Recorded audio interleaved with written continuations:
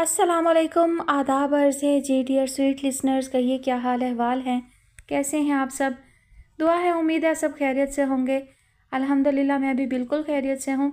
और जी जनाब, नावल की नेक्स्ट एपिसोड लेकर हाजिर हूँ। इस नावल की फरमाइश हमसे की है ज़ुनैरा ने। नावल का नाम है शाम रंग स्याह। मुसन्निफ़ा हैं इमल रज़ा। और आज आप सुनेंगे इसकी किस्त नंबर 6। क्या हुआ? पीटर ने मुस्कुराते हुए मीरान को देखकर ठहूका मारा। क्या? गीले गिलासों को खुश्क कपड़े से साफ करता हुआ मीरान चौंका। किसको सोचकर मुस्कुरा रहे हो? किसी को भी नहीं। जब कोई कहता है किसी को भी नहीं, असल में तभी कोई होता है। सेंट जेन चर्च एवेन्यू से वापसी पर मीरान बहुत चुप अंदाज में काम कर रहा था। अंदर ही अंदर मुस्कुरा रहा था और अपनी खुशी को छुपा रहा था। ये दोनों चीज़ें भेद भरी थीं।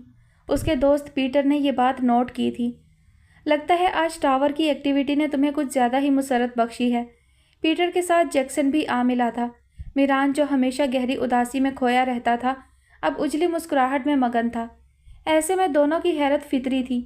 दोनों उसकी मुस्कुराहट की असल वजह जानने की कोशिश कर रहे थे। मीरान आजकल इसलिए भी खुश है कि इसकी वालदा पूरे 14 माह के बाद घर वापस आ रही हैं। जेमी ने ऐलान करने के इसी अंदाज में सबको बताया। ये तो वाकई खुशी की बात है। मुबारक हो दोस्त। शुक्रिया। मुझे बुध के रोज़ उन्हें लेने जाना है। वो बुध के रोज़ को दिनों के हिसाब से नहीं गिन रहा था, बल्कि उस दिन में हायल सेकंड्स तक को एक एक करके गिन रहा था। रबीका सेहतमंद होकर घर आने वाली थी। इससे बड़ी खुशी उसकी ज़िंदगी में भला और क्या हो सकती थी। ऐसे में एक और चीज़ ने उसे खुश कर दिया था, सबीन का सामना होने से। उसे कहाँ अंदाज़ा था कि न्यूयॉर्क शहर में उसका सामना कभी उस लड़की से भी हो सकता है जिससे वो लाहौर के एक गुंजान बाजार में मिला था और उसने उसके 3 ताजमहल तोड़ दिए थे। क्या वो लड़की उन ताजमहल की कीमत लेने यहाँ तक आ गई थी? जैक्सन, क्या तुम पाइनएप्पल और ऑरेंज जूस तैयार करोगे? एक एक गिलास, मीरान ने कहा। उसकी आंखों में जुगनू से रोशन थे। सैटरडे नाइट है मेरे दोस्त, नाबालगों की एंट्री बंद है। आज कौन जूस को पूछेगा? बस है कोई, उसने मुस्कुराते हुए कहा था। वो आज ज़रूर आएगी। और यह बात उसने जैक्सन से ज़्यादा खुद से कही थी। कुछ लोगों से हमारी शनासाई आलम अरवा में ही हो जाती है। हम वहाँ एक दूसरे से बातचीत करते हैं, एक दूसरे के दोस्त बन जाते हैं।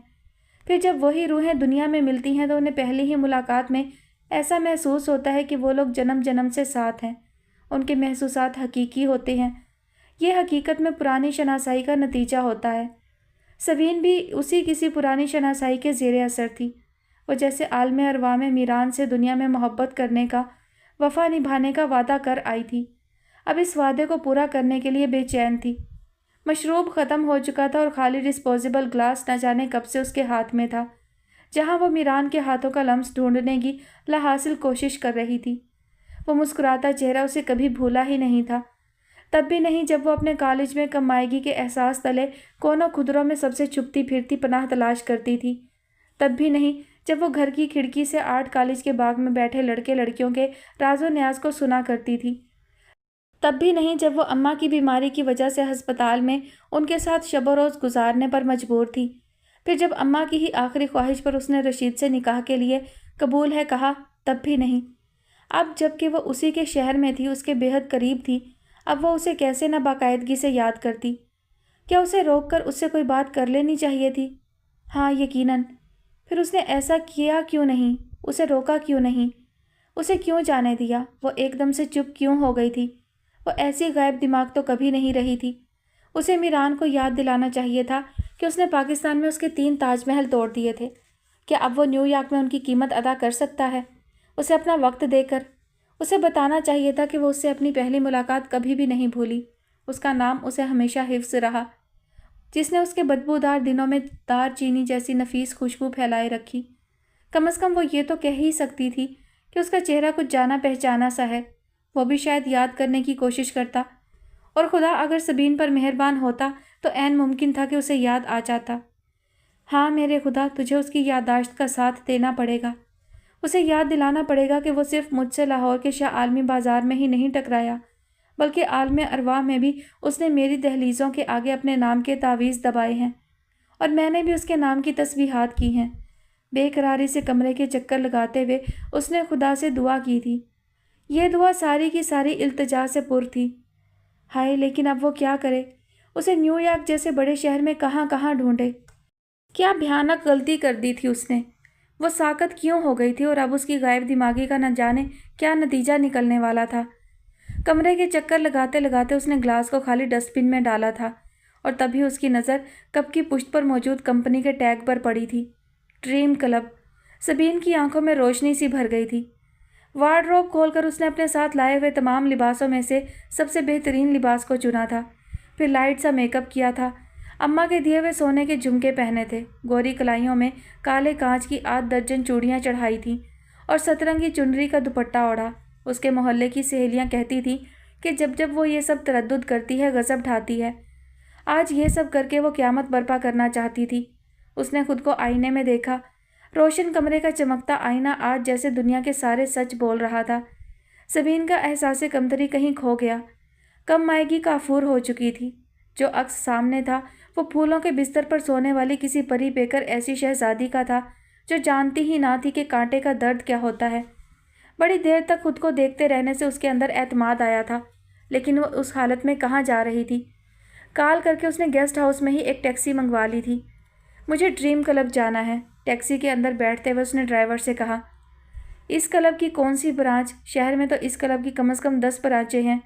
टैक्सी ड्राइवर ने कहा तो उसका सर घूम गया, लेकिन फिर अगले ही पल उसके जहन ने काम किया। जो ब्रांच सेंट जेन चर्च के करीब है वहाँ चलें, उसने एतमाद से कहा। यह सिर्फ उसका अंदाज़ा था और यह अंदाज़ा सच भी हो सकता था, वरना वो आज रात ड्रीम क्लब की सारी ब्रांचें घूम लेने वाली थी। 10 ब्रांचें घूमना कुछ ऐसा भी एसाब शिकन काम नहीं था। मीरान नाम का लड़का यहाँ काम करता है? उसने धड़कते दिल के साथ पूछा था। ये तीसरी ब्रांच थी जहाँ वो आई थी। पिछली 2 ब्रांचों पर उसे नफ़ी में जवाब मिला था। हाँ, गार्ड ने वो लफ्ज़ कह दिया था जो वो सुनना चाह रही थी, और इस जवाब ने उसके दिल की धड़कन को और ज़्यादा तेज़ कर दिया था। इतना तो वो नहीं सुनकर मायूस नहीं हुई थी जितना हाँ सुनकर घबरा गई थी। अब वो कैसे अंदर जाए, उससे क्या कहे? मैं उन्हें बाहर बुलवा देता हूँ। क्या कहूँ उनसे? मेरा मतलब क्या नाम है आपका? गार्ड ने उस शलवार कमीज में मलबूस लड़की की मदद करने के एहसास से ख्याल पेश किया था। नहीं, मैं खुद ही जाकर मिल लेती हूँ, कहकर वो क्लब के अंदर आ गई थी, जहाँ के बेहंगम शोर ने उसका स्वागत किया था। दरवाजे के अंदर की दुनिया ही और थी। तेज़ म्यूज़िक, कह कहे, हंसी, कान तो बहरे ही हो रहे थे, आंखें भी नीली पीली रोशनी में अंधी होने लगी थीं। सबीन की खोजती नज़रें वहाँ की एक एक चीज़ पर परखने लगीं। न जाने वो यहाँ पर किस टाइप की जॉब करता था। वो वेटर था या बारटेंडर, फ्रंट काउंटर पर काम करता था या बैक किचन। मीरान कहाँ है? मैंने उसे मशरूब लाने को कहा था। करीब से गुजरते एक वेटर को रोककर उसने कहा था, और ऐसे कहा था जैसे वो मीरान की बचपन की दोस्त हो। वेटर ने उसे अजीब सी नज़रों से देखा था। तुमने कैसे मीरान से ऑर्डर लाने को कह दिया? वो यहाँ का वेटर नहीं है, बारटेंडर है। अंधेरे में तीर चलाना अच्छी बात हो सकती है, पर आंखें बंद करके तीर चलाना तो सरासर हमाकत है डियर। वेटर कहकर मुस्कुराता हुआ चला गया था। अपनी हरकत पर शर्मिंदा होकर सबीन भी बेइख्तियार ही मुस्कुरा उठी। क्या बेवकूफ़ाना हरकत की थी उसने। अपने सर पर हल्की सी चपत मारकर वो बार की तरफ बढ़ी। मीरान पास ही एक टेबल की सतह पर करतब कर रहा था। उल्टे गिलासों को सीधा करना, बोतल शेक करके एक हाथ से बहुत से गिलासों को भरना और मुट्ठी भरकर स्ट्रॉबेरी को इस तरह फेंकना कि हर एक गिलास में एक एक स्ट्रॉबेरी आ जाए। उसके सामने बैठी लड़कियां ये सब और उसे देखते हुए खुश हो रही थीं और एक दूसरे के कानों में खुसर पुसर भी कर रही थीं। थोड़ी देर बाद जब मीरान के सामने वाली सीट खाली हुई तो सबीन अपना लिबास संभालती हुई वहां जाकर बैठ गई। मीरान ने टेबल की सतह पर आग लगा रखी थी और सबीन के वहां बैठते ही वो उस आग को हाथ से बुझाना भूल गया था। सबीन उसकी आंखों में बेखौफी से देखते हुए मुस्कुरा रही थी और मीरान उसके चेहरे को देखते हुए सोच रहा था कि ये तो पहले से भी ज़्यादा हसीन हो गई है। आग के शोले दोनों की नज़रों के एक हुए खत के दरमियान में भड़क भड़क कर बुझने लगे थे। न जाने कितने ही लम्हे जल गए थे और कितनी ही सदियां बीत गई थीं। पाइनएप्पल या ऑरेंज? पिलाकर मीरान ने उसकी खूबसूरत आंखों में झांकते हुए अपने लब खोले। वो वही बात पूछ रहा था जो शाह आलमी में भी एक बार पूछ चुका था। उसे पता था अब की बार वो इनकार नहीं करेगी। Orange juice? सबीन ने ऐसे कहा था जैसे वो कोई बहुत ही कीमती मशरूब तलब कर रही हो, या जैसे वो उस मशरूब का आर्डर भी आलम अरवाह में दे चुकी हो और यहाँ बस उसको दोहरा रही हो। मैंने पाइनएप्पल भी बनवा कर रखा हुआ है, मीरान ने मुस्कुराते हुए बताया। लेकिन मुझे बस ऑरेंज चाहिए, और हाँ, 2 गिलास लाना, एक मेरे लिए और एक अपने लिए, क्योंकि मशरूब को तब तक तलब नहीं करना चाहिए جب تک آپ کے ساتھ کوئی ساتھی نہ ہو۔ اکیلے انسان کے لیے خدا نے دنیا میں بہت سا سادہ پانی رکھا ہوا ہے۔ سبین نے کمال ہوشیاری سے اسے اسی کا فکرہ دہرایا تھا۔ میران مسکرا کر اپنا سر کھجانے لگا تھا، یعنی اس کی طرح سبین کو بھی اس ملاقات کا ایک ایک جز یاد تھا۔ گہری رات میں وہ جگنوؤں کی روشنیاں تھیں جو آسمانی قندیلوں کی طرح تحت نظر پھیلی ہوئی تھیں۔ سڑک کے اطراف میں اگی سبز گھاس پر ان جگنوؤں کے قافلے ٹھہرے ہوئے تھے جو رات میں سوتے نہ تھے بلکہ جیسے کسی بارات کا اہتمام کر رہے تھے۔ وہ دونوں پیدل چلتے ہوئے نہ جانے کہاں جا رہے تھے۔ کلب سے تو میران اسے ٹیکسی سٹینڈ تک چھوڑنے کے لیے نکلا تھا، لیکن اب ایسے چل رہا تھا جیسے کسی پارک میں ٹہل رہا ہو، جبکہ انہیں کلب میں ہی کافی رات بیت چکی تھی۔ آہستہ آہستہ خالی ہوتا کلب بالکل ہی خالی ہو گیا تھا۔ میران کے علاوہ باقی سب ورکر کل کے دن کی تیاری کرتے ہوئے صفائی وغیرہ کرنے لگے تھے، اور وہ دونوں تھے کہ اپنی جگہوں سے اٹھ نہیں رہے تھے۔ ایک ایک اورنج جوس کا گلاس جیسے کوئی دریا بن گیا تھا جو ان سے ختم ہونے میں نہیں آ رہا تھا۔ دونوں کو شاید اس بات کا احساس تک نہیں تھا کہ بہت سی کرسیوں کے درمیان وہ دونوں اکیلے رہ گئے ہیں، اور میران کے دوست کنکھیوں سے ان دونوں کو دیکھتے ہوئے ایک دوسرے کو اشارے کر رہے ہیں، زومانی مسکرا رہے ہیں۔ سبین بھی بھول گئی تھی کہ اسے واپس گیسٹ ہاؤس جانا ہے۔ رفتہ رفتہ ڈھلتی رات میں دونوں کے دل میں ایک نیا جہاں طلوع ہو رہا تھا۔ میران، یہ چابیاں پکڑ لو، تمہارا شاید یہیں سونے کا ارادہ ہے۔ دوپہر کے وقت کلب پھر سے کھول دینا، ہم جا رہے ہیں۔ جیمی نے میران سے کہا تو اسے بہت جلدی وقت گزرنے کا احساس ہوا تھا۔ سبین کو جیسے ایک دم سے الہام ہوا تھا کہ وہ اتنی رات ہو جانے کے باوجود گھر سے باہر ہے۔ اب دونوں سڑک کنارے ٹہل رہے تھے، سوئے ہوئے پھولوں اور حال کرتے جگنوں کی باڑ کو دیکھتے ہوئے۔ میران نہ جانے کون سا کلون لگاتا تھا، یا یہ اس کی جسم کی مخصوص خوشبو تھی جو سبین سے کبھی دور نہیں ہوئی تھی۔ یہ وہی خوشبو تھی جو اسے شاہ عالمی کے بازار میں تب محسوس ہوئی تھی جب میران نے اپنی کلائی پر دھری جیکٹ کو کالر سے پکڑ کر گھما کر پیچھے اپنے کندھے پر رکھا تھا۔ ایسا کرتے سمے اس کے بدن کی خوشبودار کلون کی مہک سبین تک پہنچی تھی، اور وہ پرے نہیں ہو پائی تھی۔ آج بھی اسے وہی جانی پہچانی سی خوشبو آ رہی تھی۔ کیا یہ اس کے کلون کی مہک تھی یا اس کی؟ وہ فیصلہ نہ کر سکی۔ تو تم ان ماڈل کی قیمت لینے یہاں تک آ گئی ہو؟ میران نے چلتے چلتے کسی فرضی گیند کو ٹھوکر مارتے ہوئے مذاق میں بات چھیڑی تھی۔ تمہیں کیا لگتا ہے؟ وہ اس کے سوال پر لاجواب ہوا تھا۔ سبین کے جھمکے ہلے تھے۔ اس نے اس طرح کے فیشن پہلی بار دیکھے تھے، اور اسے احساس ہوا تھا کہ اس نے اب تک جو دیکھا سب بیکار تھا۔ اصل حسن تو اس کے سامنے تھا۔ مجھے لگتا ہے کہ تم صرف ماڈل کی قیمت لیے بنا نہیں جاؤ گی، اس نے اپنا آپ سبین کے سامنے کرتے ہوئے اس سے کہا۔ وہ قیمت کے علاوہ کس چیز کی طرف اشارہ کر رہا تھا سبین سمجھ سکتی تھی۔ صحیح لگتا ہے تمہیں، اس نے اعتراف کر لیا۔ جو محبت کرنے والے پہلی ملاقات میں کریں یا سالوں بعد، کیا فرق پڑتا ہے؟ میں یہاں اپنی زندگی لینے آئی ہوں، کہیں اندر ہی اندر اس نے اداسی سے خود سے بھی کہا تھا، کیونکہ میران کے سامنے وہ ایسی کوئی بات نہیں کرنا چاہتی تھی۔ یہ اندر ہی اندر باتیں کرنے کے سودوں نے اس کی ذات میں ہمیشہ گھاٹا ہی لکھا تھا، لیکن وہ اس واضح گھاٹے کے باوجود بھی اپنے پاس اور کوئی آپشن نہیں رکھتی تھی۔ شکر کرو تم آ گئی ہو، ورنہ مجھے آنا پڑنا تھا۔ ممی کہتی ہیں کہ قرض نہیں رکھتے۔ وہ مانی خیزی سے مسکرایا۔ سبین کے دل کی دھڑکنیں آنکھ مچولی کھیلنے لگیں۔ میں نے کہہ تو دیا تھا کہ اٹس اوکے، لیکن مجھے نیو یارک واپس آنے تک دکھ رہا کہ میں نے تمہارا نقصان کر دیا تھا۔ کیا تمہارے بابا نے اسے پھر سے بنا لیا تھا؟ نہیں، میں نے تم سے جھوٹ بولا تھا کہ میرے بابا اسے پھر سے بنا لیں گے، لیکن چونا ٹوٹ جائے تو پھر اسے جوڑنا مشکل ہوتا ہے۔ چونے کو سیدھ میں کھڑے رہنے کی بیماری ہے۔ عجز کے برادے سے یہ کالب میں ڈھل کر بادشاہ بن جاتا ہے، اور تم تو جانتے ہو کہ بادشاہ نہ مڑتے ہیں، نہ ٹوٹتے ہیں، نہ پھر جڑتے ہیں، وہ تو بس مرتے ہیں یا قتل ہوتے ہیں۔ وہ خلاؤں میں دیکھتے ہوئے گویا ہوئی۔ تو تم بھی اپنے بابا کی طرح اس فن کو سیکھ گئی ہو، اتنے اچھے طریقے سے کہ اب تو شاید بابا بھی میری کاریگری پر حیران رہ جائیں۔ وہ دکھ سے سوچ کر رہ گئی۔ کیا میرا مجسمہ بناؤ گی؟ نہیں۔ کیوں؟ میں مجسمہ سازی میں زیادہ ماہر نہیں ہوں، تمہاری شکل خراب کر دوں گی۔ چلے گا، لیکن میرے نہیں چلے گا۔ تمہاری اس صورت کو میں تصور میں بھی نہیں بگاڑ سکتی۔ چلو، جب میں دنیا سے چلا جاؤں گا تو تم تب بنا دینا، اس نے ہنستے ہوئے کہا۔ خدا نہ کرے، یہ لڑکا کیا اول فول بک رہا ہے۔ وہ دل ہی دل میں خدا سے اس کے حصے کی معافی مانگنے لگی تھی۔ ایک جگہ ہے سبین، شہر کے مضافات میں، وہاں بہت سے درخت ہیں، بہت سے پودے ہیں، پھول تو بے تحاشا ہیں، اور ایک جھیل بھی ہے۔ میں نے اپنا بہت سا وقت وہاں گزارا ہے، مجھے وہ جگہ دنیا میں سب سے زیادہ پسند ہے۔ اچھا، सबीन समझ ना सकी कि वो क्या कहना चाहता है। ये मौजू उसे कुछ बेतुका सा लगा था। एकदम से किसी मज़ाफ़ाती इलाके की बातें करना शुरू कर देना। 11:55 पर वहाँ एक बहुत ही प्यारा मंजर नमूदार होता है, हैरान कुन हद तक हसीन।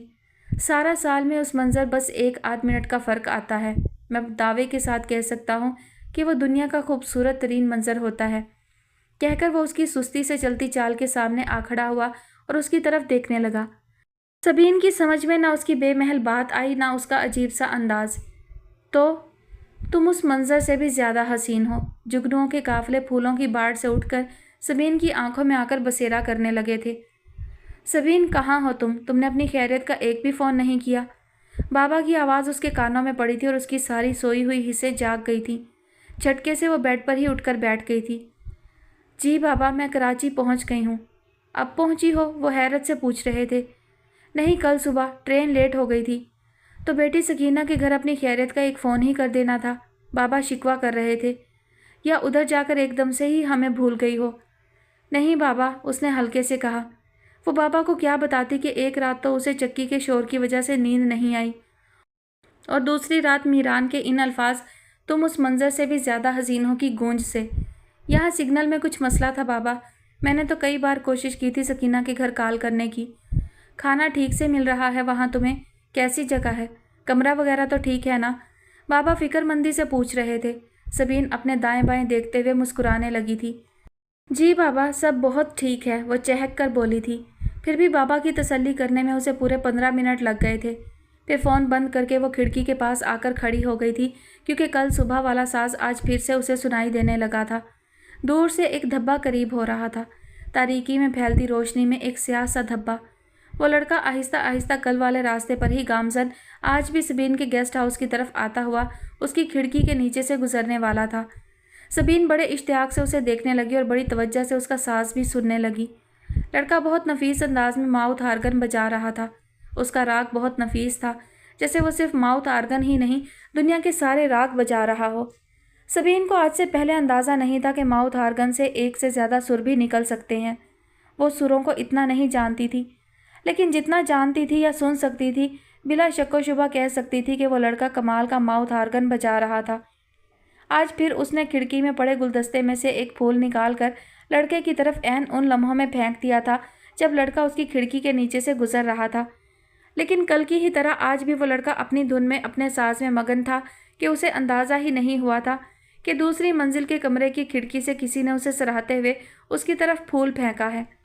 आज भी वह सबीन के उछाले हुए फूल पर पाँव रखता गुजर गया था। सबीन उसकी ऐसी बेखबरी पर हंसने लगी थी। ताहम उस राग को सुनकर वो फ्रेश हो गई थी। घड़ी में वक्त देखा तो पूरे 7 बज रहे थे। रात अगरचे वो देर से सोई थी, उसकी नींद भी गहरी नहीं थी, लेकिन इस सब के बावजूद वो खुद को ताज़ादम महसूस कर रही थी। किसी किस्म की कोई थकन नहीं थी। उसने आज पहनने के लिए कपड़े प्रेस करवाने के लिए वर्कर को दिए और ख़ुद नहाने चली गई। नहा कर निकली तो उसके कपड़े भी प्रेस होकर आ चुके थे और नाश्ता भी, जिसे करके वो तैयार हो गई। कमरे में थोड़ा बहुत मेकअप का सामान भी मौजूद था। कुछ वो अपने साथ लाई थी। जो वो अपने साथ लाई थी उसने उसे इस्तेमाल करना ही मुनासिब समझा, क्योंकि जो कमरे में मौजूद था वो उसकी समझ से बालातर था। ताहम बड़ी एहतियात के साथ कर्ल मशीन का इस्तेमाल करते हुए उसने अपने सीधे बालों में ढीली सी लहरें डाल ली थीं, जिनमें वो खिल उठी थी। पुराने फैशन मैगजीन की तस्वीरों को याद कर करके उसने अपने ऊपर ही मशक की थी। पता नहीं उसकी याददाश्त अच्छी थी या उसकी किस्मत। कुछ भी ख़राब नहीं हुआ था, सब उसके हुस्न की तरह निखरता ही चला गया था।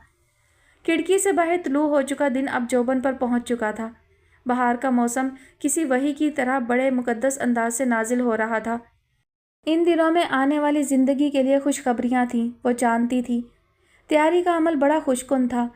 वो आईने में खुद को देखते हुए और कुछ याद करते हुए मुस्कुराती रही थी। मेरा नाम मीरान है, वो आवाज़ जिसे वो कभी नहीं भूली थी, आज फिर उसको अपनी याद दहानी करवा रही थी। बेशतर बार उसने उस आवाज़ को बेहद उदासी से याद किया था और अब वो खिलखिलाकर हंस रही थी। कोई और उस कमरे में होता तो यकीनन उसे पागल ख्याल करता। उसे गुमान ही कहा था कि वो कभी उससे दोबारा मिलेगी, उसके लिए तैयार होगी, बनेगी, संवरेगी। सारी तैयारी के बाद उसने वक्त देखा तो 10 बज रहे थे। उसे 11 बजे मीरान के पास पहुंचना था। उसने कहा था कि वो 11 बजे उसे शहर के मज़ाफ़ात में मिलेगा। उसने ऑफ़र तो की थी कि वो उसे पिक कर लेगा, मगर सबीन उसे यहाँ बुलाना नहीं चाहती थी, اس لیے اس نے کہا تھا کہ وہ خود ہی وہاں پہنچ جائے گی۔ تیار ہو کر وہ نیچے اتری تھی، پھر ٹیکسی لے کر میران کی بتائی ہوئی جگہ پر پہنچ گئی تھی۔ میران نے کہا تھا کہ وہ جگہ دیکھ کر حیران رہ جائے گی، اور ایسا ہی ہوا تھا۔ وہ ایک چھوٹا سا قطعہ تھا، شہر کے شور سے الگ تھلگ، ایک خاموش پرسکون جگہ جس کے چاروں طرف درخت ہی درخت تھے، سرسبز پودے اور رنگ برنگ کے پھول جن پر تتلیاں اٹکھیلیاں کر رہی تھیں، اور درختوں کی پھنک پر پرندے چہچہا رہے تھے۔ میران نے اس منظر سے ملایا تھا، کیا وہ بھی ایسی ہی سحر طاری کر دینے والی خوبصورتی کی مالکہ تھی؟ اگر تھی تو وہ اب تک خود سے اتنی بے خبر کیوں تھی؟ سبین اس منظر کی ابتدا سے ہی مسحور ہو گئی تھی۔ ابھی اندر نہ جانے کیا کیا تھا۔ وہ جلدی سے آگے بڑھی تھی، لیکن پھر ایک دم سے رک گئی۔ وہ کہاں جائے؟ میران نے اسے کہا تھا کہ وہ اسے یہاں ملے گا، اور اب اسے اس جگہ پر کہیں بھی میران نظر نہیں آ رہا تھا۔ سیل فون نکال کر اس نے میران کو کال کی، لیکن اس کا نمبر بند جا رہا تھا۔ بار بار ملانے پر بھی نمبر بند ملا۔ اسے سمجھ میں نہیں آیا کہ وہ وہاں ہی کھڑی رہ کر میران کا انتظار کرے یا آگے بڑھ جائے۔ پھر جب خاموشی میں کسی کے گٹار چلانے کی مدھم سی آواز اس کے کانوں میں پڑی تو وہ مسکرا اٹھی اور چکنے پتھروں پر احتیاط سے پاؤں رکھتے ہوئے آگے بڑھنے لگی۔ ایسی مبہوت کر دینے والی جگہ پر ایسا دلکش کام میران ہی کر سکتا تھا۔ سبین اس کے پاس پہنچی تو اس نے دیکھا کہ ایک درخت کے تنے سے ٹیک لگائے ہوئے وہ ایک پرانا سستا سا گٹار بجا رہا تھا۔ نہ جانے وہ کون سی دھن بجا رہا تھا، مشرقی کے مغربی، اداس کے خوشگوار، لیکن وہ جو بھی تھا، سبین کا دل چاہا کہ وہ اسی طرح گٹار پر اپنی انگلیاں چلاتا رہے اور وہ صدیوں تک اس کے سامنے بیٹھ کر اسے سنتی رہے، دیکھتی رہے۔ میران نے اپنی بند آنکھیں کھولیں تو سامنے سبین کو پایا۔ میران مسکرا اٹھا۔ آمد کی یہ اطلاع سیل فون پر بتانے سے زیادہ حسین ہے نا؟ اس کا اشارہ گٹار اور دھن کی طرف تھا۔ سبین نے مسکراتے ہوئے اس بات میں سر ہلایا۔ تم گٹار بھی بجا لیتے ہو؟ تم بتاؤ، تم سمجھ لیتی ہو؟ ہاں، وہ خود اعتمادی سے بولی۔ تو بتاؤ اس دھن میں شاعر کیا کہہ رہا ہے؟ بنا لفظوں کے میں شاعر کا پیغام کیسے سمجھوں؟ تم صرف دھن بجا رہے تھے، ساتھ گانا بھی گاؤ تو میں کچھ بتا سکتی ہوں۔ کسی پیغام کو الفاظ کی ضرورت نہیں ہوتی۔ اس دھن میں شاعر کہہ رہا ہے کہ اس کی محبوبہ اس کی چاہت سے بے خبر ہے، میران نے آنکھ دباتے ہوئے کہا تھا۔ سبین شرم سے حلق تر کرتی رہ گئی۔ تم خالی ہاتھ آئی ہو؟ نہیں، میں نے چوڑیاں پہنی ہوئی ہیں، یہ دیکھو۔ او گاڈ، میرا مطلب ٹوکری نہیں لائی؟ کس چیز کی؟ وہ نہ سمجھی۔ کھانے پینے کی چیزوں کی بھائی، میں باہر کا اور اپنے ہی ہاتھوں کا بنا ہوا کھانا کھا کھا کر تنگ آ چکا ہوں۔ کیا ایسا بھی کچھ اہتمام کرنا تھا مجھے؟ یہی تو اہتمام کرنا تھا تمہیں یہاں میں نے اسی لیے بلایا تھا، ورنہ مجھے کیا ضرورت پڑی تھی تمہیں یہاں بلانے کی؟ میران نے کہا تھا، اور لمحے میں سبین کے چہرے کے رنگ بدل گئے۔ وہ اس کے لیے پورے 2 گھنٹے لگا کر تیار ہوئی تھی، اور وہ کہہ رہا تھا کہ اس نے صرف گھر کا کھانا کھانے کے لیے اسے یہاں بلایا ہے۔ اسے اپنی ہتک کا احساس ہوا تھا، تبھی میران کہا لگا کر ہنسا تھا۔ اس نے سبین کے چہرے کے اڑے ہوئے رنگ دیکھ لیے تھے۔ مذاق کر رہا ہوں، میں ہر چیز کا انتظام کر کے آیا ہوں، میران نے کہا تو سبین کی سانسیں پھر سے ہموار ہوئیں۔ جلدی کرو، سورج اپنا راستہ بدلنے والا ہے، پھر تم وہ نہیں دیکھ سکو گی جو میں دکھانا چاہتا ہوں۔ ایک دم سے ہی وہ اٹھا اور سبین کا ہاتھ پکڑ کر ایک طرف کو بڑھا تھا۔ سبین یہ تک نہیں کہہ سکی تھی کہ وہ اس کا ہاتھ نہ پکڑے، وہ خود چل لے گی۔ اس نے سپردگی دے دی تھی۔ میران اسے لے کر ایک قدرے اونچے مقام پر پہنچ گیا تھا، جہاں سے جھیل پوری کی پوری نظر آ رہی تھی۔ یہ دیکھو، سبین نے میران پر سے نظریں ہٹا کر اس کے اشارے کی طرف دیکھا تھا۔ سامنے ایک جھیل تھی اور اس کے عین درمیان میں اور عین اوپر دن کا سورج چمک رہا تھا۔ جھیل کے غیر مرئی سے بھنوروں میں سورج کی کرنیں رقص کر رہی تھیں۔ ہر بھنور نفیس سنہری قالین کی طرح سلوٹ زدہ سا ہو کر اپنے عکس کو بڑھا رہا تھا۔ پانی کا اصل رنگ تو کہیں کھو کر ہی رہ گیا تھا۔ اس وقت جو جھیل نظروں کے سامنے تھی وہ سونے کے پانی سے بھری ہوئی دکھتی تھی۔ سبین دم بخود رہ گئی۔ یہ منظر پورے 3 منٹ تک برقرار رہتا ہے، جب تک سورج عین ندی کے اوپر رہتا ہے، میران اسے بتانے لگا تھا۔ یہ آگ اور پانی کا سنگم ہے۔ ایسے لگتا ہے نا جیسے سورج کی آگ پانی کو جلا ڈالنا چاہتی ہو، اور پانی سورج کی تپش کو خود میں سمو کر اسے ٹھنڈا میٹھا کر دینا چاہتا ہو۔ عجیب تصادم لگ رہا ہے نا یہ؟ ہاں، ایسا ہی ہے۔ مجھے لگ رہا ہے میں سورج سے آج پہلی بار ملی ہوں۔ پانی کو بھی میں نے اصل میں آج ہی دیکھا ہے۔ وہ کسی ٹرانس کی سی کیفیت میں بولی۔ اسے آج پتہ چلا تھا کہ پرانے زمانے میں لوگ سورج کی پرستش کیوں کیا کرتے تھے۔ یقیناً سب سے پہلی عبادت سے پہلے انہوں نے بھی سورج کا ایسا ہی کوئی منظر دیکھ لیا ہوگا۔ چلو دعا مانگو، میران نے کہا تو وہ چونکی۔ کیا مطلب؟ تم سورج پرست ہو؟ नहीं, मैं कुदरत परस्त हूँ, खुदा को मानता हूँ। उसके हर दिल फरेब मंजर पर मुझे एहसास होता है कि खुदा बेहतरीन तख्लीक़कार है, इसलिए मैं दुआ करता हूँ। तुम भी करो। मीरान ने हाथ जोड़कर आंखें बंद की तो उसने भी उसकी तकलीद में मुस्कुराकर दुआ के लिए हाथ उठा दिए, लेकिन वो उसकी तरह आंखें बंद ना कर सकी, बल्कि झील में नज़र आते उसके अक्स को देखने लगी और दुआ करने लगी।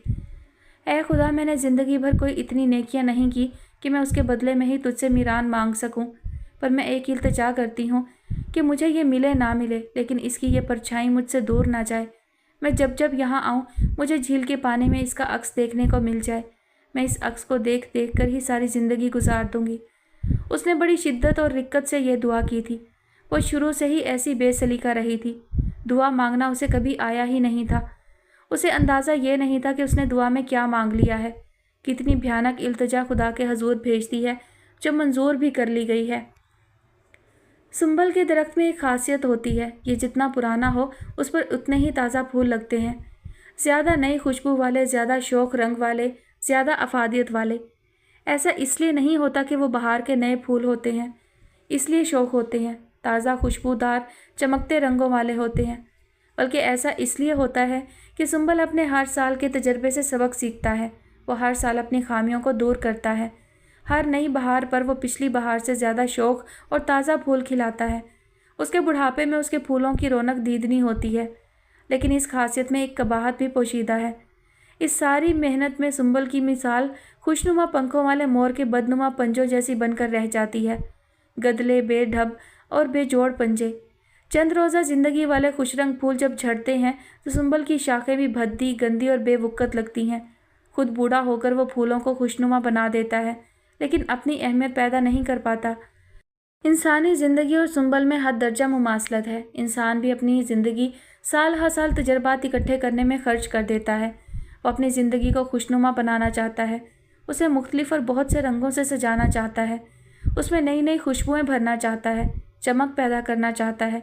और जब वो समझता है कि उसने बहुत तजर्बा इकट्ठा कर लिया है और अब वो अपनी हयात की डालियों पर सबसे जाजिब नज़र फूल उगा सकता है, तो उसे अंदाज़ा होता है कि ज़िंदगी दिन से शाम, शाम से रात और रात से गहरी रात में ढलकर अपना वजूद ख़त्म करने के लिए बेकरार है। सुंबल के फूलों को सूंघने की और देखने की अब किसी को चाह नहीं रही है। सूरज किसी नन्हे बच्चे की तरह खिलखिलाता हुआ अपना सफ़र पूरा कर रहा था। उसकी मीठी रोशनी धरती पर शीरनी बांटती फिर रही थी। दरख्तों के सायों की झोलियाँ उस शीरनी से लबालब भरी हुई थी। हवा में इस कदर मिठास खुली हुई थी कि हर सांस लेने में खजूर खाने का जायका हलक में घुल जाता था। सबीन सब देखते हुए आगे बढ़ रही थी। वो इस जगह से इतनी मुतासिर हुई थी कि आगे चलते मीरान को जैसे भूल ही गई थी। जगह थी कि कोई जादू नगरी, ऐसे जैसे छुपन छुपाई खेल रही थी। अंदर लातादाद मंजर कैद किए हुए जो हर नए कदम पर निकल निकल कर सामने आ रहे थे। वो जैसे कह रही थी कि जितना तलाश कर लो उतना तुम्हारा। उसकी खूबसूरती का जैसे कोई अंत ही नहीं था। ये मेरी पसंदीदा तरीन जगह है। जब जब शहर की फ़िज़ा से तंग आ जाता हूँ यहाँ आ जाता हूँ। यानी अगर तुम कहीं ना मिलो तो यहाँ आसानी से मिल सकते हो, उसने अपने आगे आगे चलते मीरान से कहा, जिसके नक्शे कदम पर पाँव रखती वो चिकने पत्थरों और बेढब घास पर डगमगाती हुई उसकी तकलीद में आगे बढ़ रही थी। हाँ, ऐसा कह सकती हो। जब जब मैं तुमसे नाराज़ हो जाया करूँगा और तुम्हें कहीं नहीं मिलूँगा तो तुम मुझे यहाँ आकर ढूंढ लेना, उसने हंसते हुए कहा। तुम्हें मैं नाराज़ करूँगी ही क्यों, सबीन ने दिल ही दिल में सोचा था। चलते चलते जब वो थक गई तो एक संगी बेंच पर बैठने लगी, लेकिन मीरान ने उसे फ़ौरन टोक दिया था। अरे ऐसा गज़ब ना करो। क्या मतलब? बेंच पर ना बैठो, कुदरत को खुलकर इंजॉय करो। जो मज़ा ओस वाली घास पर बैठने का है वो मज़ा सोने के बेंच पर बैठकर भी मुयस्सर नहीं आ सकता। आजमा कर देख लो। मीरान ना सिर्फ कुदरत का दिल दादा था बल्कि वो उसे अच्छी तरह से परखे हुए भी था। हंसते हुए सबीन बेंच से उठी और ओस वाली घास पर बैठ गई थी। वो उसे बता ना सकी कि वो ओस क्या कोहर वाली घास पर भी अपनी रातें बिता चुकी हैं। आर्ट कॉलेज के बाग में अपने गम की रातें, माँ की बीमारी पर अपनी बेबसी की रातें, उनकी मौत पर अपने सदमे की रातें, और फिर अपनी शादी पर अपनी कम मायगी की रातें, और फिर अपनी तालाक पर अपनी बेतौकीरी की रातें। लेकिन अगर वो उसे बताना चाहती थी तो अपने गमों को, दुखों को इस शिद्दत से नहीं बता सकती थी जिस शिद्दत से वो उस पर बीत चुके थे। यहाँ आने के बाद उसकी हर चीज़ में बदलाव आ गया था। दुनिया को देखने का उसका नज़रिया ही बदल गया था। पिछली सारी ज़िंदगी उसे बेमानी और लाइल्मी की ज़िंदगी लगने लगी थी। अपने बाइल्म होने के बाद जो वो देख रही थी वो सब दिलकश ही दिलकश था। जिस हिस्से में वो दोनों बैठ गए थे वहाँ अभी तक सूरज की तमाज़त नहीं पहुँची थी, इसलिए ओस और घास का आर्जी रिश्ता कायम था। दरख्तों की शाखों और पत्तों से छन छन कर आती सूरज की बारीक किरणें मीरान के रोशन चेहरे पर पड़ रही थीं और उसे और मुनव्वर कर रही थीं। वो बास्केट में से कुछ खाने की चीज़ें निकाल रहा था और सबीन उसे ही देखे जा रही थी। सबीन तुम यहाँ, उसे सैंडविच देते हुए बोलते बोलते रुका था। उसने खुद को देखते हुए देख लिया था। सबीन झींप गई थी। मीरान अंदर ही अंदर मुस्कुराया। तो तुम्हारा यहाँ कैसे आना हुआ? कि यहाँ तुम्हारे रिश्तेदार रहते हैं? नहीं। तो वो पूछ रहा था और सबीन को समझ में नहीं आ रहा था कि वो क्या जवाब दे। अगर तुम नहीं बताना चाहती तो इट्स ओके। नहीं, इसमें ना बताने वाली कोई बात नहीं है। दरअसल मैं यहाँ एक NGO के तहत आई हूँ जिनका काम मुख्तलिफ मज़ाहब के मानने वालों के दरमियान नफ़रत और तासुब को दूर करना है। उसने उसके सामने भी वही झूठ बोला था जो वो एयरपोर्ट पर बोल कर आई थी। वहाँ तो वो पुलिस से डर रही थी, जेल जाने से डर रही थी। यहाँ वो किससे डर रही थी? मीरान को लम्हे भर के लिए भी शक नहीं हुआ था कि सबीन उसके सामने झूठ बोल रही है। तुम्हारा क़याम कितने दिन का है? 15 दिन। फिर उसके बाद क्या? जैसे वो जानती ही तो ना थी कि वो क्या पूछना चाह रहा है। उसके बाद तुम वापस चली जाओगी? हाँ, लेकिन मैं फिर से आऊँगी। मुझे बार बार आना पड़ेगा। वो खलाओं में देखते हुए बोली। मैं मुआहिदा कर चुकी हूँ। किस किस्म का मुआहिदा? मतलब NGO वालों ने मुझे बता दिया है कि मुझे बार बार यहाँ आना पड़ेगा। तो क्या तुमने न्यूयॉर्क देखा? क्या तुम्हारे पास इतना वक्त है? मैं अभी परसों ही आई हूँ और सिर्फ सेंट जेन चर्च तक ही गई हूँ। मुझे अपनी वालदा को लेने सैनिटोरियम जाना है। अगर तुम तन्हाई महसूस कर रही हो तो? उसने पूछा, फिर जैसे उसे खुद ही उसकी मसरूफियत का एहसास हुआ। सच, तुम्हें तो NGO के बहुत से काम होंगे। सबीन को इनकार करने की ज़रूरत महसूस नहीं हुई थी। वो ताज्जुब से सर हिलाकर रह गई थी और अंदर ही अंदर उसने अपने झूठ पर लानत भेजी। खाना खाकर वो दोनों एक ऐसे हिस्से में आ निकले थे जहाँ हर तरफ सुंबल के दरख्त थे, नारंगी माइल सुर्ख रंग के फूलों से लदे हुए दरख्त। सबीन ने ज़िंदगी भर बहुत से दरख्त देख रखे थे, बहुत से पौधे भी जिन पर तरह तरह के फूल लगते थे। कितने दरख्त पौधे तो आर्ट कॉलेज के बाग में ही लगे हुए थे, लेकिन उसने किसी दरख्त पर आज तक इस तरह के खूबसूरत फूल नहीं देखे थे। वो तो समझती थी कि फूल सिर्फ पौधों पर ही लगते हैं, दरख्त तो फलों के लिए होते हैं। लेकिन सुंबल को देखकर उसे अपना नज़रिया बदलना पड़ा था। इन फूलों में इतनी ताजगी और इतनी जाज़बियत थी कि सबीन उन्हें देखती रह गई थी और उन फूलों से लदे दरख्तों की छाँव में ऐसे घूम घूम गई थी जैसे उसे बचपन में अपनी सहेलियों के साथ सावन में किकली डाला करती थी। आओ, तुम्हें दाइना से मिलवाऊँ, मीरान कहकर एक सिमत की जानिब बढ़ गया। सबीन भी उसके पीछे चल पड़ी। आगे चलकर दरख्त रास्तों को मज़ीद तंग कर रहे थे। उन्हीं दरख्तों के झुरमट के नीचे केन की हाथ से बनी पीढ़ी नुमा नशिस्त पर एक लड़की बैठी हुई थी। वो लड़की इतनी खूबसूरत थी कि सबीन एक लम्हे को रुक गई और उसे यकटुक देखने लगी। लड़की होने के बावजूद भी उसे देखकर सबीन के दिल की धड़कनें चंद सानियों के लिए थम गई थी। उस लड़की की आंखें बड़ी बड़ी स्याह पाक और रोशन थीं, जिनमें मुकद्दस पानी की नदियाँ ठाठे मारते हुए लगती थीं। चेहरा सपाट और बेदाग था। बाल सोने की तारों जैसे सुनहरी थे और होंठ जैसे ज़ाफ़रान अपनी रानाई वहाँ से ही हासिल करता हो। सबीन को लगा वो किसी इंसानी मखलूक को नहीं बल्कि जन्नत की किसी हूर को देख रही हो। कोई बैक वक्त इतना हसीन, इतना मासूम और अपनी इन दोनों खसूसियात से इतना गाफिल कैसे हो सकता है? सबीन को बेइख्तियार ही वो लड़का याद आ गया था जिसे 2 रोज़ से वो सुबह अपने कमरे की खिड़की से नीचे बेहद बेनियाजी से माउथ आर्गन बजाते हुए देख रही थी। उसकी शख्सियत में भी ऐसी ही आजिज़ी थी। इस लड़की का नाम दाइना था। दाइना ने इस वक्त अपने आगे 4-5 शीशे के जार रखे हुए थे जिसमें कुछ अजीबो गरीब सी चीज़ें तैर रही थीं। उनसे परे खजूर के पत्तों की बेआराम चटाइयाँ बिछी हुई थीं। ये दाइना की छोटी सी दुकान थी। मीरान, ये क्या है? उसने माही आब में पड़ी हुई उस अजीबो गरीब हशरात तर्ज की तैरती हुई चीज़ की तरफ इशारा करते हुए पूछा। ये जोंके हैं, दाइना यहाँ इनका ही काम करती है। मतलब? ठहरो, अभी समझाता हूँ, मीरान ने कहा और अगले ही पल अपनी शर्ट उतारकर दाइना के सामने बिछी खजूर की चटाई पर लेट गया। दाइना बड़ी मासूम और चुपचाप सी लड़की थी। उसने खामोशी से अपना काम करना शुरू कर दिया था। माही आब में से जोंके निकाल निकाल कर वो मीरान की कमर पर रखने लगी। सबीन भी वहाँ ही नीचे खजूर की चटाई पर मीरान के पास बैठ गई। इससे क्या होगा? फासिद खून साफ होगा। अब बात समझ में आई? मुझे समझाने के लिए तुम्हें अमली मुजाहरा करने की कोई ज़रूरत नहीं थी। نہ جانے کیوں اسے دائنا کو دیکھ کر جلن ہو رہی تھی۔ وہ میران کی برہنہ کمر پر جونکے رکھ رہی تھی۔ ارے دائنا سے جل رہی ہو، یہ تو بس اپنے کام سے کام رکھتی ہے۔ میران کے پاس بھی جیسے جادو کی کوئی چھڑی تھی۔ اس نے سبین کے دل کی بات پڑھ لی تھی۔ میں اسے جانتا ہوں، بڑی معصوم ہے، سالوں سے یہاں بیٹھ رہی ہے، یہی اس کی دکان ہے، پہلے اس کی والدہ بھی بیٹھتی تھی یہاں، لیکن اب صرف یہ بیٹھتی ہے۔ سبین شرمندہ ہوئی، اسے یہ بات نہیں کرنی چاہیے تھی۔ دائنا بھی شاید دلوں کے حال جان لینے میں ماہر تھی۔ دونوں کی تکرار میں وہ ہلکے سے مسکرا رہی تھی۔ یہ بولتی ہے لیکن بہت کم۔ میں سالوں سے یہاں آ رہا ہوں اور میں نے اس کی آواز ایک دو بار ہی سنی ہے۔ میران نے بتایا تھا۔ سبین کو ایک دم سے زویا یاد آ گئی تھی۔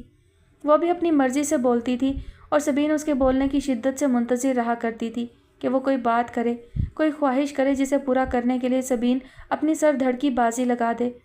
لیکن اس گھر کی بہت سی چیزوں کی طرح زویا بھی چپ رہ کر انجانے میں اسے اذیت دینے سے باز نہیں آتی تھی۔ تھوڑی ہی دیر لگی تھی۔ میران کی کمر پر جہاں جہاں جونکیں رکھی گئیں وہاں سے اب خون قطرے کی شکل میں باہر آ گیا تھا۔ مطلب کام اچھے سے ہو گیا تھا۔ دائنا نے ایک ایک کر کے بڑی مہارت سے ساری جونکیں ہٹا لی تھیں اور میران کی کمر کو گیلے تولیے سے صاف کر کے پھر سے خشک کر دیا تھا۔ میران کھجور کی چٹائی سے اٹھا تو سبین نے دیکھا اس کے جسم پر چٹائی کے چکور خانے بڑی ترتیب سے ابھر آئے تھے۔ آج کل تو یہ کام پارلرز میں بھی ہو رہا ہے۔ یہ لڑکی کافی ماہر لگتی ہے۔ پھر یہ کسی پارلر میں اسی کام کی جاب کیوں نہیں کر لیتی؟ ٹھہرو، میں پوچھ لیتا ہوں، میران نے کہا اور سبین کا سوال انگلش میں ترجمہ کر دیا۔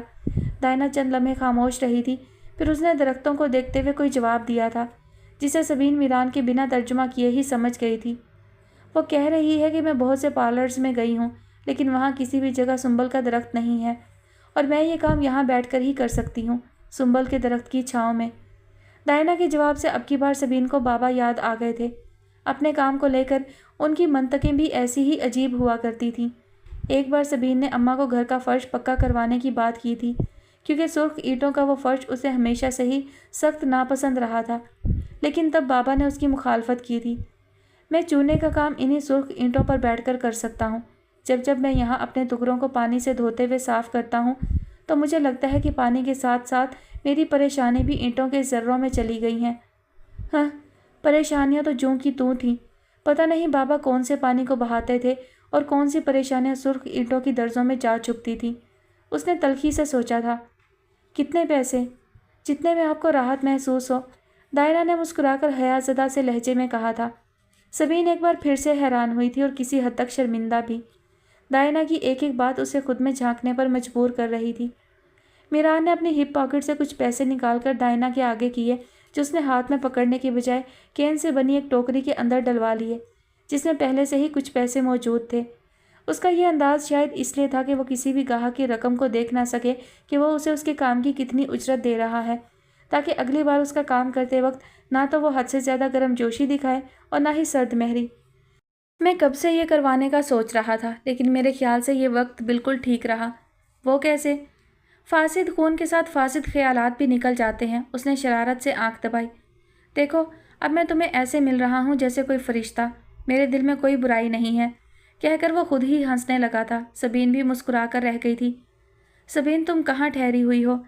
ایک گیسٹ ہاؤس ہے، NGO نے ہی انتظام کیا تھا، جگہ کا نام تو مجھے نہیں آتا۔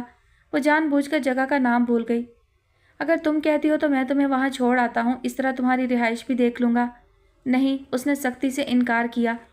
وہ میران کو اپنے امریکہ کے مشن کی بھنک بھی نہیں پڑنے دینا چاہتی تھی۔ میرا مطلب ہے کہ اس کی ضرورت نہیں ہے، میں چلی جاؤں گی۔ اب شام بھی ہو گئی ہے، میرے خیال سے ہمیں نکلنا چاہیے، واپسی کا سفر بھی طویل ہے۔ دونوں نے شہر تک کے لیے ایک ہی ٹیکسی لی، پھر میران ایک جگہ پر اتر گیا۔ ویسے اگر تم اپنی NGO سے 2 دن کی چھٹی لے سکتی ہو تو لے لینا، پھر ہم دونوں ایک ساتھ ممی کو لینے سینیٹوریم جائیں گے۔ ٹیکسی سے اتر کر اس نے کھڑکی میں سر ڈال کر کہا تھا۔ بہت مشکل ہے، وہ کبھی نہیں مانیں گے، اس نے مشکل سے جھوٹ بولا۔ مجھے کل 5 بجے نکلنا ہے، اس لیے بتا رہا ہوں کہ اگر وہ مان گئے تو… میران نے آنکھ دبا کر مسکراتے ہوئے کہا۔ سبین کو پھر سے انکار میں سر ہلانے کے لیے اپنی ساری ہمتیں جمع کرنا پڑی۔ جس وقت وہ گیسٹ ہاؤس پہنچی دن غروب ہونے کے لیے بےتاب تھا اور سارا عالم جوائیاں لیتا ہوا نیند کی آغوش میں جانے کی تیاری کر رہا تھا۔ رات انگڑائی لیتی ہوئی بیدار ہو رہی تھی۔ موسم میں لاجونتی کھلی ہوئی تھی، انگ انگ مہکا دینے والی۔ اسی مہک میں ماؤتھ آرگن کا راگ بھی پھیل رہا تھا۔ सबीन दाएं बाएं देखने लगी। ये सुबह वाला राग ही था। जल्द ही उसे वो लड़का अपने रोज़ के रास्ते से मुखालिफ सिमत से आता हुआ नजर आया। सुबह वो जा रहा था और अब आ रहा था। दिन भर लगता था कि वो माउथ ऑर्गन ही बजाता रहा था। यही उसका वाहिद काम था। गेस्ट हाउस के अंदर जाने से पहले वो रुक गई। लड़के को करीब से देखने का मौका भी उसे तभी मिला था। स्याह गदली पैंट पर स्लेटी रंग की टी शर्ट, सुर्ख जूते जो इतने पुराने हो चुके थे कि अब उनका असल रंग देखने के लिए आंखों को थकाना पड़ता था। सर पर स्याह रिबन, कानों में बाली, गर्दन पर चाइनीज़ रस्मुल खत का टैटू, छोटी छोटी शिफाफ आंखें, कली से फूल में ढलने वाले खदोखाल। वो जैसा भी था अपनी बेफिक्री और बेनियाजी की वजह से दिलकश लग रहा था, वरना जो उसका हुलिया था किसी और ने ये सब अपनाया होता तो एहसास कमतरी के मारे सर ना उठा सकता। हेलो। वो लड़का उसके बेहद करीब आ गया तो सबीन ने बड़े प्यार से उसे मुखातिब किया था। आज वो इतनी खुश थी कि दरख्तों पौधों से भी घंटों बातें कर सकती थी। लड़के को उसने इसलिए मुखातिब किया कि वो उसके राग की तारीफ़ करना चाहती थी। उसे बताना चाहती थी कि सुबह जब वो बेदार होने के बाद उसका राग सुनती है तो उसे कितना अच्छा लगता है। लड़के ने शायद उसके हेलो की आवाज़ नहीं सुनी थी। वो ऐसी ही बेनियाजी से आगे बढ़ रहा था। सबीन को फिर उसे मुखातिब करना पड़ा था। इस बार लड़का रुक गया था और माउथ ऑर्गन बजाना छोड़कर उसने सबीन की तरफ सवालिया निगाहों से देखा था। सबीन ने बहुत प्यारे लफ्ज़ों के चुनाव करके उसकी मौसीकी की तारीफ़ की थी और उसे बताया था कि आज सुबह उसकी मौसीकी ने उसे कितने अच्छे अंदाज से बेदार किया है। वो बेशक एक सस्ता माउथ ऑर्गन बजाता है, लेकिन वो उसे इतने अच्छे अंदाज से बजाता है कि वो दुनिया का कीमती साज लगता है। सबीन की तारीफ़ पर लड़के के चेहरे पर किसी तरह के तासुरात नहीं उभरे थे, न मनफी न मस्बत। वो अभी तक सवालिया था। उसकी नज़रों में ये अक्स था कि क्या वो कोई ख़ास बात कहना चाहती है। सबीन हैरत से उसकी तरफ देखने लगी। लड़के ने जो इशारा किया उसने सबीन के पैरों के नीचे से ज़मीन खींच ली थी। इशारे में उस लड़के ने सबीन को बताया था कि वह गूंगा है और बहरा भी, ना सुन सकता है और ना बोल सकता है, इसलिए उसे जो कहना है इशारों में समझाए। सबीन उसका इशारा समझकर दम बखूद रह गई थी। अगर यह गूंगा बहरा है तो इतना अच्छा माउथ ऑर्गन कैसे बजा लेता है। अब कमरे में पहुंचने तक सबीन बस ये बात सोचे जा रही थी। उस गूंगे बहरे लड़के का नाम हाइक है और ये सुंबल के दरख्तों के झुरमट तले बैठी दायना का भाई है। चिकने फर्श पर क्रिस्टल का गुलदान फूलों समेत फेंका गया था। महंगे और नफीस गुलदान के छोटे छोटे टुकड़े फर्श पर केंचुओं की तरह दूर तक फैलते चले गए थे। एक शोर बुलंद हुआ था जो छनाके के बाद खामोशी में बदल गया था, और शोर से ज़्यादा वो खामोशी वहशतनाक थी। वाक़या ऐसा हुआ था कि पीटरसन खुद को पुरसकून नहीं रख पाया था, जबकि उसे ग्रैंडफादर की नसीहतें हमेशा याद रहती थी कि एक फ़ातह आदमी को जीत के साथ साथ हार में भी एक फ़ातह की तरह का रवैया अपनाए रखना चाहिए, बुर्दबार, बारोब और बावकार। पीटरसन को हर सूरत पुरसकून रहना था क्योंकि उसे फ़ातह बनना था। जेफरसन समेत बाकी सब लोग दायरे में सर झुकाए उस देवता पर अपना ईमान सौंपे हाथ बांधे पुजारियों की तरह खड़े थे। फिर जेफरसन ही पीटरसन के पास आया था क्योंकि ग्रुप में बस उसकी ही हिम्मत थी कि वो पीटरसन के गुस्से को झेल पाता। बेटी, पुरसकून हो जाओ, उसने उसके कंधे पर हाथ रखते हुए प्यार से कहा था। मैं कैसे पुरसकून हो सकता हूँ जब तक मुझे ये पता ना चल जाए कि ये सब किसने किया है, उसने गुस्से से कहा था। गुस्से में वो और ज़्यादा दिलकश लग रहा था। उसके गाल सुर्ख हो रहे थे और कान की लुएं भी। वो बिल्कुल अपने बाप पर गया था। उसे भी गुस्सा एकदम से और शदीद आता था, तब उसके भी गाल और कान की लुएं सुर्ख हो जाती थी। पीटरसन ने एक चीज़ इजाफी पाई थी और वो थी आंखों के डोरों का जामनी हो जाना। ऐसी हालत में उस पर से नज़र नहीं हटती थी। वो उन्हीं लोगों में से था जो जब जब गुस्से में आते हैं तो उनकी कशिश दो चंद हो जाती है और उनके जिस्म की जिल्द सोने की तरह तप कर अपने हुजम से बढ़ जाती है।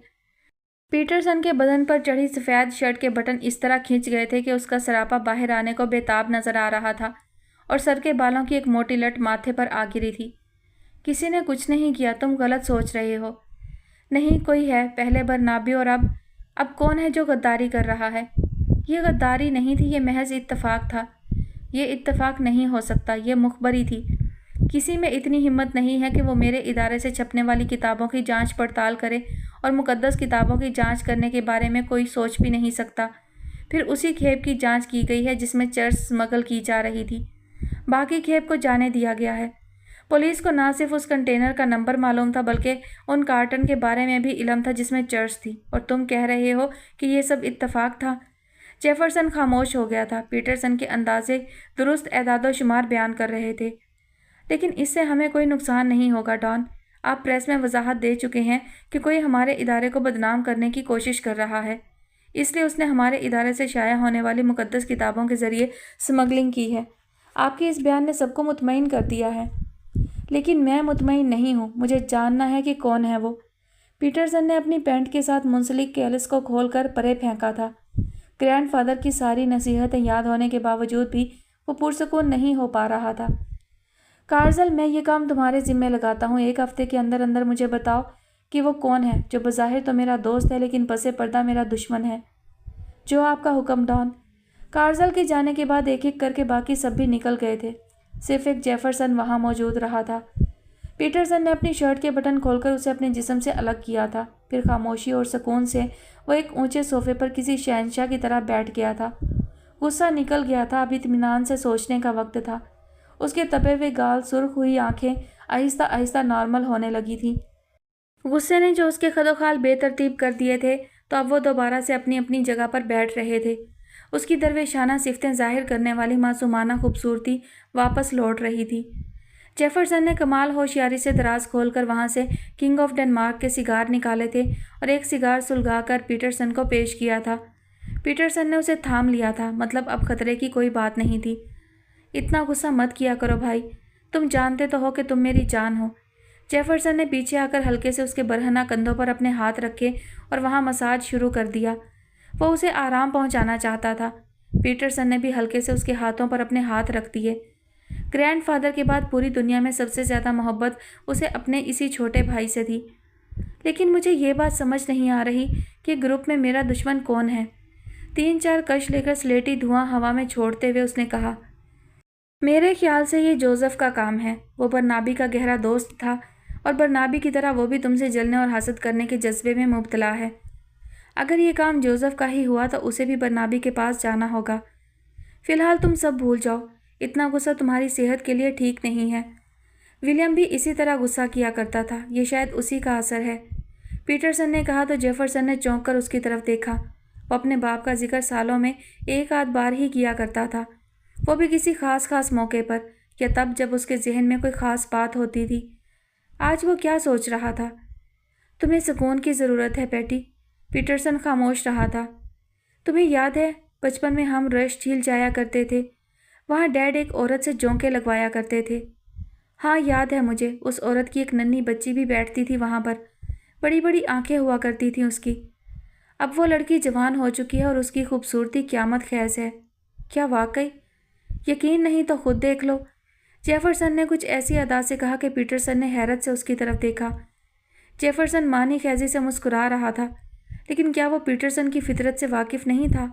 وہ اچھی طرح سے جانتا تھا کہ پیٹرسن کو عورتوں سے کبھی دلچسپی نہیں رہی۔ نہیں، پیٹرسن نے سختی سے نفی میں سر ہلایا، پھر اٹھ کر اپنے کمرے میں چلا گیا۔ یہ اس کی ناراضی کی واضح علامت تھی۔ جیفرسن منہ لٹکا کر وہاں ہی کھڑا رہا تھا۔ اس نے غلط وقت پر داؤ کھیلا تھا۔ بیڈ پر گرتے ہی پیٹرسن کو ایما یاد آئی تھی، جس کے بعد اسے دنیا کی ساری عورتوں سے نفرت ہو گئی تھی۔ ایما، پیٹرسن کی ماں، اس کی پہلی بے پناہ محبت اور آخری بے انت نفرت، کیونکہ بہت سی برائیوں کے ساتھ ایما میں ایک برائی یہ بھی تھی کہ وہ ایک کال گرل تھی۔ میران نے اپنا مختصر سا سامان پیک کیا تھا۔ اس نے ربیکا کے لیے ابھی سے بہت سے کھانے بنا کر فریج میں رکھ دیے تھے۔ اس کا کمرہ سجا دیا تھا۔ اس کا بس نہیں چل رہا تھا کہ وہ پھول بھی لا کر رکھ دیتا اور موم بتیوں کو بھی ابھی روشن کر دیتا۔ وہ ان دنوں بہت خوش تھا۔ کل تمام دن کی سبین سے ملاقات نے اسے مزید نہال کر دیا تھا۔ پاکستان سے پہلی ملاقات کے بعد سے وہ اسے بہت تفصیل سے سوچتا رہا تھا۔ ایک گھبرائی سی لڑکی جو چادر کے کونے میں انگلیاں لپیٹ کر اپنی بے چینی کو دور کرتی ہے۔ ہاں، کچھ ملاقاتیں ایسی ہی ہوتی ہیں جن کی یادیں آپ کو ہنسنے پر مجبور کر دیتی ہیں۔ وہ دوستوں کو بتاتا رہا تھا کہ کس طرح اس نے ایک لڑکی کے ماڈل توڑ دیے اور پھر آگے کیا کیا ہوا۔ سب سن کر ہنستے تھے اور وہ یاد کر کے، کیسا عجیب اتفاق تھا کہ اب وہی لڑکی اس کے شہر میں رہ رہی تھی۔ اس نے کل سبین سے پوچھا بھی تھا کہ کیا وہ اس کے ساتھ ممی کو لینے جانے میں دلچسپی رکھتی ہے۔ سبین نے اپنی مجبوریاں بتا کر انکار کر دیا تھا۔ پھر بھی میران کا دل چاہ رہا تھا کہ وہ ایک بار پھر سبین کو کال کرے، اس سے پوچھے کہ کیا NGO اسے آف دینے پر رضامند ہوئی کہ نہیں۔ پھر اس نے خود ہی یہ ارادہ ترک کر دیا تھا۔ یہ کسی کی زندگی میں حد سے زیادہ مداخلت تھی۔ پھر ابھی ان کی ملاقاتیں بھی ایسی نہیں ہوئی تھیں کہ وہ اس کے ساتھ اتنا لمبا سفر کرنے میں آرام دہ محسوس کرتی۔ 4 بجے کے قریب جب وہ دروازے کو لاک کر کے گھر سے نکلنے والا تھا تب اس کا سیل فون بجا تھا۔ میں سبین بول رہی ہوں میران، مجھے NGO نے آف دے دیا ہے۔ انہوں نے کہا ہے کہ تم امریکہ گھومو، وہاں موجود مساجد اور چرچ کے تخمینے اکٹھے کرو۔ اگر میں تمہارے ساتھ جانا چاہوں تو تمہیں کوئی اعتراض تو نہیں ہوگا؟ اعتراض؟ میران نے اچنبھے سے پوچھا تھا اور اگلے ہی پل دونوں ہنسنے لگے تھے۔ پہاڑ رفتہ رفتہ بڑھتے اونچے ہوتے جا رہے تھے، سڑکیں پرپیچ اور بلدار۔ سفر لمبا تھا اور سبین کا دل کر رہا تھا کہ یہ سفر کبھی ختم نہ ہو۔ فضا میں جیسے ازلی خاموشی تھی۔ کوچ سے باہر درختوں کے پتے اور شاخیں نہ جانے کون سا راگ گا رہی تھی کہ تتلیاں اس راگ پر رقص کرتی لہراتی ہوئی جھنڈ کی شکل میں وہاں اکٹھی ہو رہی تھیں۔